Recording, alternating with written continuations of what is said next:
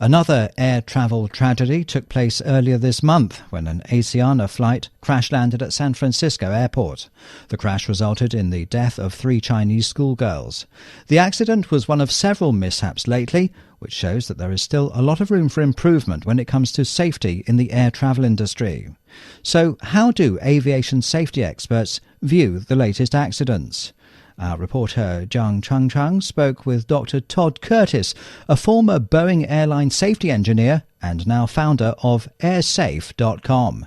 Based on your observations, who should be responsible for the crash? Well, let's just say that in the American system, it's very common for lawsuits to happen within days or sometimes even hours of a crash, even before there is any investigation that has been completed. So the lawsuit that's out there right now may claim that there was mechanical failure or some other sort of fault, but that remains to be determined. Now, as far as what the causes are, I'm basically in the same position as most people in that the only thing we know of right now are the factual pieces of information that have been released. And the facts that have been released without any other context may lean toward one theory or another.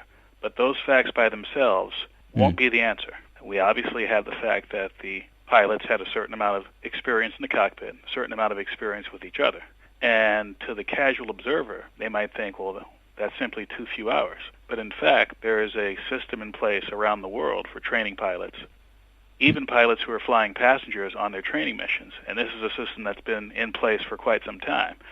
So while the fact that the pilots had relatively low time together and the landing pilot had relatively low time in the 777, that is indeed a fact. But it may not really mean much with respect to why the accident occurred. So again, it may be very significant, but all we have are the basic facts. We don't have the analysis. We don't have the background facts that have to come from outside of the airline to give us an idea and to give the NTSB an idea of what happened and how it happened. Right. There was a green hand on this plane, and there was another pilot with pretty abundant experience in operating the Boeing 777. So is there at least some kind of cockpit miscommunication during the crash? That's one of the things that has to be determined by the NTSB. In what they have released so far, they have talked about the communication that took place in the cockpit. And they've also discussed the fact that at a certain point in the landing checklist had been completed.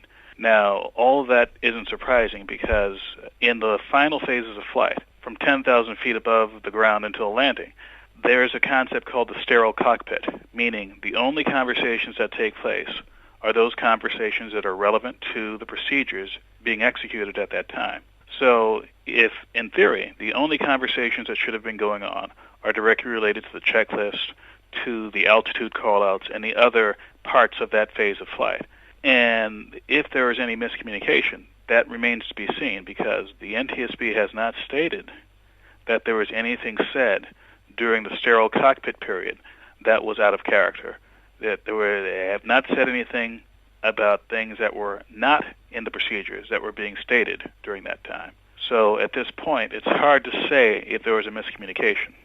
That's our reporter Jiang Changguang speaking with Dr. Todd Curtis, a former Boeing airline safety engineer and founder of airsafe.com.